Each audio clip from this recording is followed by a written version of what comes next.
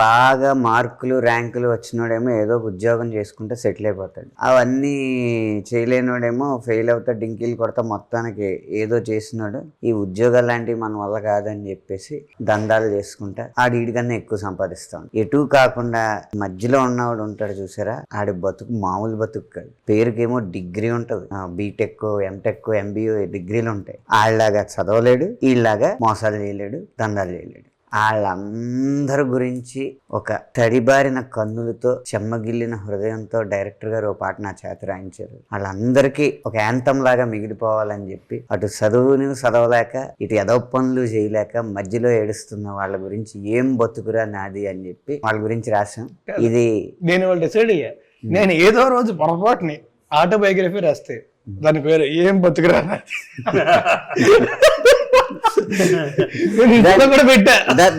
దాని కింద కామెంట్ కూడా చిన్న అక్షరం తేడాతో ఏం బతుకురా నీది. మీరు సిచ్యువేషన్ చెప్పినప్పుడే అనుకున్నాం, మేమందరం ఫీల్ అయ్యే చేసాం సాంగ్. నేను మాట ఏముంది కానీ సిచ్యువేషన్ ఏంటని అడిగాను. అంటే చాలా వరస్ట్ సిచ్యువేషన్ సార్. మీరు సిచ్యువేషన్ ఏం చెప్పారో చెప్పండి. చెప్తే చాలా వరస్ట్ అండి సిచ్యువేషన్. ఇంట్లో ఏమో పోరు, గర్ల్ ఫ్రెండ్ బయటకు వెళ్తే స్టోరీ గురించి, నా స్టోరీ గురించి అడగట్లా, సినిమా గురించి చెప్పు. సేమ్ నేను అదే చెప్తాను. నా గురించి ఇప్పుడు హీరో క్యారెక్టర్ వచ్చిన సిచ్యువేషనా హీరోకి వచ్చిన సిచ్యువేషనా అని అడిగాను నేను. ఆయన అదే కన్ఫ్యూజ్ అయ్యారు. క్యారెక్టర్ ఇది అంటే ఆయన ఏమన్నారు తెలుసా, సినిమాలో కొంచెం మంచి క్యారెక్టర్ అవచ్చు కదా, నవ్వుతూ ఉండేది, ఎందుకంటే తట్టుకోలేరు, ఆనందం కూడా తట్టుకోలేరు. అసూయ విపరీతమైన అసూయ, జుగుప్స, అసూయ ఎన్ని కలిపి ఏం లేదు బ్రో. అయితే నేను అన్నాను మరి కానీ ఒకటి ఐల్ బి వెరీ హానెస్ట్, అంటే ట్యూన్ శేఖర్ చంద్ర ఆబ్వియస్లీ ఫోర్త్ లెక్క కూడా పెట్టడం మానేస్తాను నేను, ఎందుకంటే చేస్తూనే ఉంటాం కాబట్టి.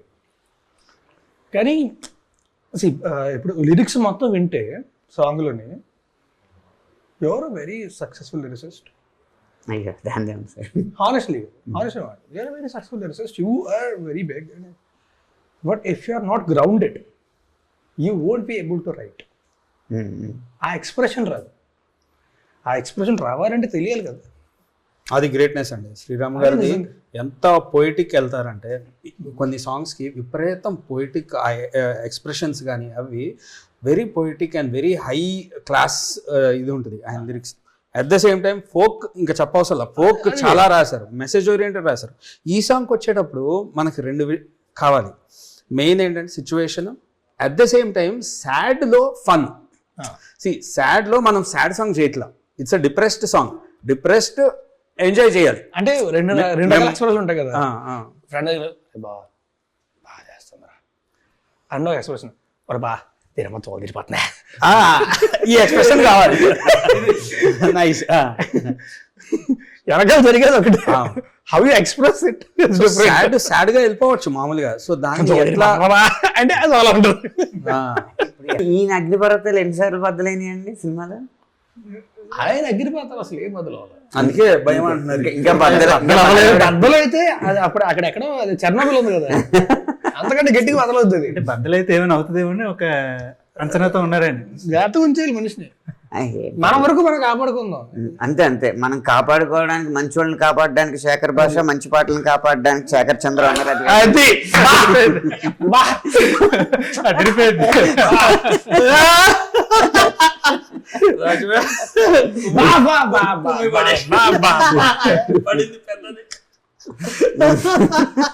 మీకు లోపల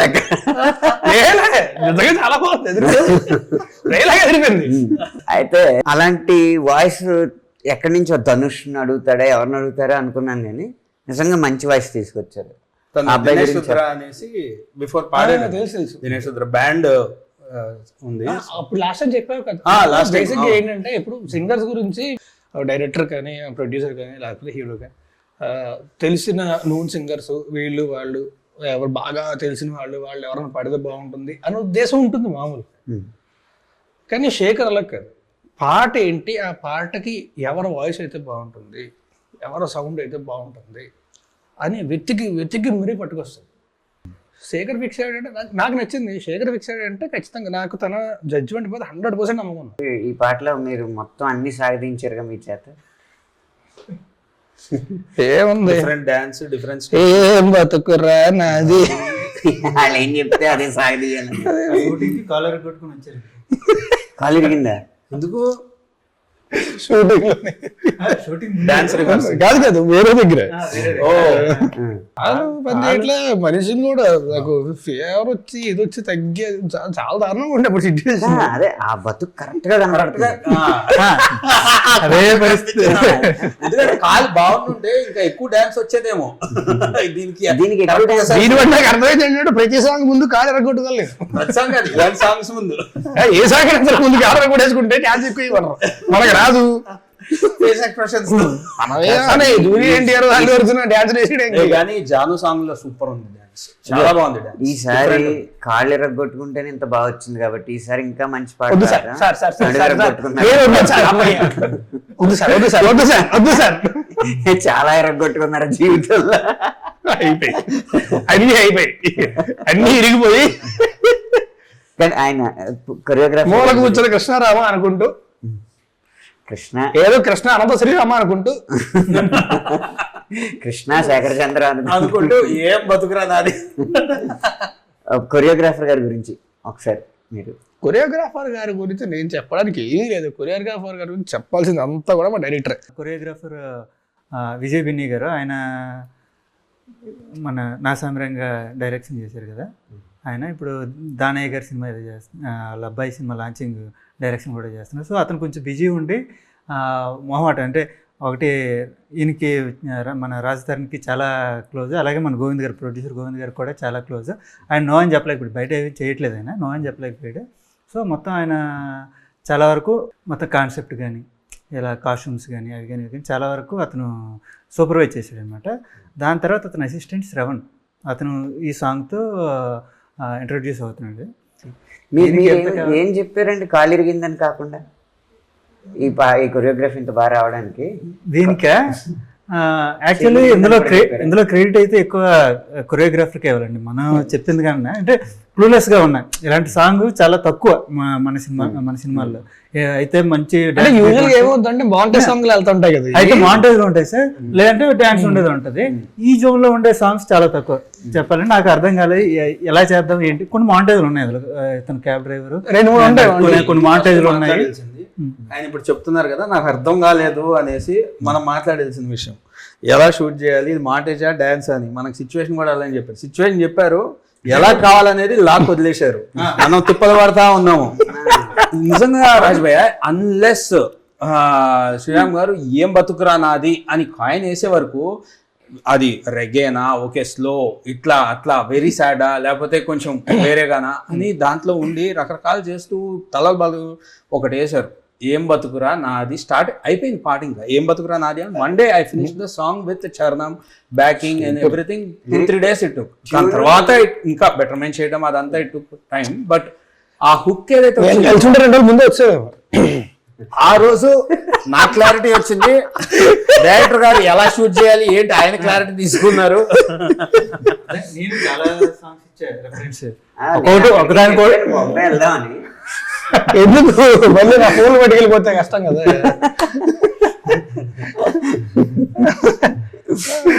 ప్రొడ్యూసర్ డబ్బులు ఇవ్వట్లేదు, అప్పులు చేసుకుని ఫోన్లు కొనుక్కుంటున్నాం, పట్టుకెళ్ళిపోతున్నారు. మాది అదే పరిస్థితిలో ఈ సాంగ్ పెట్టాము. ఆయన అడ్వాన్స్ సార్ ఫోన్లు అయితే పట్టుకెళ్ళగలరు సార్, ఎవరైనా పాస్వర్డ్లు పట్టుకెళ్ళగలరా? అంతే కదా, ధైర్యంగా ఉన్నాం, తొడగొట్టే చెబుతున్నా సార్.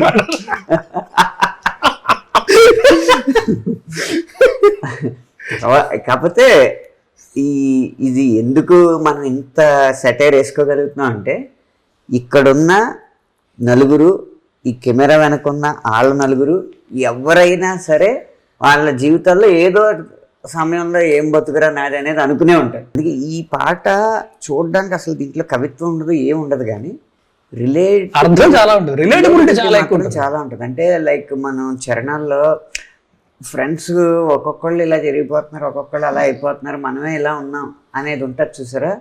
అది మీరు ప్రతి వ్యక్తి జీవితంలో చూస్తూ ఉంటారు. మీరు ఏ స్థాయిలో ఉన్నా. నా బెస్ట్ ఫ్రెండ్ వైజాగ్లోనే ఫోన్ చేశాడు, సాంగ్ విని బా పాట విన్నారా ఎలా ఉందో. ఆడికి ఏంటంటే వాళ్ళకి మొత్తం బ్యాచ్ అంతా కూడా వాళ్ళకి ఏంటంటే మోడస్టీలు తొక్కలు తోలు ఏమి ఉండవు, ఫిల్టర్స్ ఏ ఉండవు. బాబా డాష్ పగిలిపోయింది బాబా పాట. థ్యాంక్స్ రా బాబా. అలా కనెక్ట్ అయితే సూపర్. అదే మెయిన్. ఈ మధ్య అది పెద్ద ఆ డాష్ పెద్ద డాష్ మాకు చాలా డాష్లు పడ్డాయి సార్. ఇప్పుడు మేము డాష్ల గురించి చాలా జాగ్రత్తగా చూసుకోవాలి. ఎంత అందమైన మనిషి ఎదురుగా కూర్చుంటే వాళ్ళ ముందు బూతులు మారడానికి కూడా మనసు రాదు. Thank you. న్యూస్ ఛానల్ పెట్టండి బ్రో, న్యూస్ ఛానల్ పెట్టండి మీరు. పెట్టేద్దాం పెట్టేద్దాం అండి, పెట్టేద్దాం, ఇద్దరు కలిసి పెట్టేద్దాం. పక్క 4 రోజులకి సరిపోయి తప్పిస్తారండి. సినిమాల్లో ఫేడ్ అవుట్ అయిపోయి ఖాళీగా కొంతమంది కూర్చుంటారు. వాళ్ళు ఏంటంటే రోజులో రామ్ మందిరం ఈ ఫేడ్ అవుట్ అయిపోయిన సినిమా కళాకారులే విశ్లేషకులు, అమలాపురంలో ఎండిపోయిన చేప ఈ సినిమాల్లో ఫేడ్ అవుట్ అయిపోయిన వారే విశ్లేషకులు. ఆఖరికి ఒక బ్లాక్ బస్టర్ సినిమా రిలీజ్ అయింది, దాన్ని తిట్టడానికి కూడా ఈ సినిమాల్లో ఫేడ్ అవుట్ అయిపోయిన మహానుభావులు విశ్లేషకులు. అలాగే రాజ్ తరుణ్ వ్యక్తిగత సమస్యలు, ఇంకో మొత్తానికి సమస్య ఏదైనా అయి ఉండొచ్చు, విషయం ఏదైనా అయి ఉండొచ్చు, మా విశ్లేషకులు మాత్రం ఈ సినిమాలో ఫేడ్ అవుట్ అయిపోయిన రాజ్ తరుణ్ వ్యక్తిగత మిగతా ఏది నాకు అర్థం కాలేదు.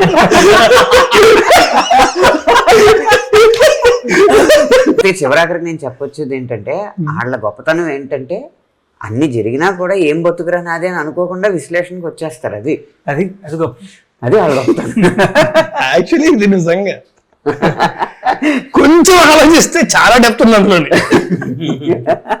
నిజంగా చాలా డెప్త్ ఉంది అందులో. సినిమా పేరు పాంచ్ మినార్ కదా, కుతుబ్ మినార్ తెలుసు, చార్మినార్ తెలుసు, పాంచ్ మినార్ ఎందుకు వచ్చి ఏక్ మినార్ కూడా ఉన్నట్టుంది. ఏక్ మినార్ కూడా ఉందండి. ఒక స్తంభం ఉంటుందని ఏక్ మినార్ అంటారు. సార్ ఏదో స్తంభం ఎక్కడన్నా సరే దాని అర్థమే too many jokes.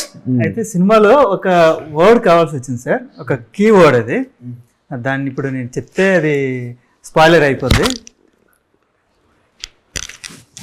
Correct correct. ఒక కీ వర్డ్ కావాల్సి వచ్చింది, అది స్పాయిలర్ అయిపోద్ది. అది ఇప్పుడు దాని గురించి చెప్తే చెప్పకూడదు. సో అది చెప్పకూడదు. సినిమా చూస్తే కనుక ఓహో దీని మీనింగ్ ఇదా అనేలాగా ఒక క్లారిటీ వస్తుంది సార్. ఇప్పుడు చెప్పేసామంటే మొత్తం టోటల్ స్పాయిలర్ అయిపోతుంది. అది ఖచ్చితంగా థ్రిల్ చేస్తుంది. ఆ వర్డ్ గురించి మీకు రివీల్ అయినాక థ్రిల్ అనిపిస్తుంది అది. సో అది థియేటర్లోనే చూడాలి. ఇప్పుడు చెప్పి సినిమా కథ అంతటికి ఆ పాంచ్ మినార్ అనేది చాలా ఇంపార్టెంట్. కథ దాని మీద నడవదు కానీ అది చాలా ముఖ్యం. మా ప్రొడక్షన్ టీం నుండి ఒక చిన్న ఐడియా అనుకున్నారు. ఏంటంటే ఈ సినిమాలో హీరో క్యాబ్ డ్రైవర్ అనమాట. సో ఇప్పుడు చాలామంది ఎఫ్ఎంలోనే అక్కడ ఇక్కడ పాట వినుకుంటూ చాలా రిలేట్ అవుతూ ఉంటారు. సో ఇప్పుడు మన సాంగ్స్ అన్ని రీల్స్ చేస్తూ మన కనెక్ట్ మూవీస్ అనే ఇన్స్టా హ్యాండిల్ ఉంటే దాన్ని ట్యాగ్ చేసి వాళ్ళు ఏమైనా రీల్స్ పంపిస్తే అందులో బెస్ట్ దానికి హీరో నడిపిన క్యాబ్ గిఫ్ట్గా ఇద్దామని మనం అనుకుంటున్నాం. అంటే క్యాబ్ ఎత్తారా డీజిల్ కూడా ఇస్తారా? డీజిల్ చూసుకుంటారు. ఇప్పుడు మందు కూడా ఏం బతిగానే ఉంది, డీజిల్ ఇవ్వలేదు. ఆ క్యాబ్ నిజంగా చెప్తున్నాను, నిజంగా చెప్తున్నా, మనం కూడా రీల్ చేసి నొక్కేద్దాం. చాలా మంచి కార్ అది, చాలా మంచి కార్ అది. మామూలుగా మనకి షూటింగ్లో ఏమో తెలుసా, చాలాసార్లు మనకి బైక్లో లేకపోతే ఇది కారే వస్తుంది కదా, బ్రేకులు యాక్సిలరేటర్లు ఏవి పనిచేయని బళ్ళు వస్తూ ఉంటాయి. ఆ కట్ట చెప్పేలో బతికుంటామా పోతామా అని వస్తూ ఉంటది చాలాసార్లు షూట్లో. ఇది మాత్రం బుజ్జిగుంట చక్కగా కొత్తది పట్టుకొచ్చి దానికి పెయింట్ వేయించి చక్కగా అలకరి తీసుకొని నేను కట్ట చెప్తే కార్లో కూర్చోండి, అవి ఏ చేసుకుని కార్లో కూర్చోండి, ఎవడ పోతాడు ఇక్కడ. క్యాబ్ ఉన్నప్పుడు షూటింగ్ చాలా ప్రశాంతంగా ఉండేది. ఎందుకంటే నార్మల్గా అయితే కట్ అనగానే వెళ్ళిపోయి క్యారవాన్ లో కూర్చుంటుంది, ఏసీ ఉంటుంది లోపల, రావడానికి ఇబ్బంది. అదే క్యాబ్ డ్రైవర్ బయట దిగరు. మిగతా అప్పుడేమో క్యారో వ్యాన్, ఇప్పుడు కారే వ్యాన్. చాలా స్పీడ్గా అవుతుండేది అప్పుడు షూట్. అర్థమైందండి. కనిపించే 4 స్తంభాలు సిగరెట్ ప్యాకెట్ మీరు చార్మినార్ అయితే కనిపించిన 5వ స్తంభం వేరే మా సినిమా పాంచ్ మినార్. అంతే కదా మొత్తం హాల్లోనే. ఇంక మీరు చెప్పుకో, దయచేసి మీరేమన్నా చెప్పుకో, కరెంట్ డౌన్లోడ్ చేయకుండా థియేటర్కి వెళ్తాం.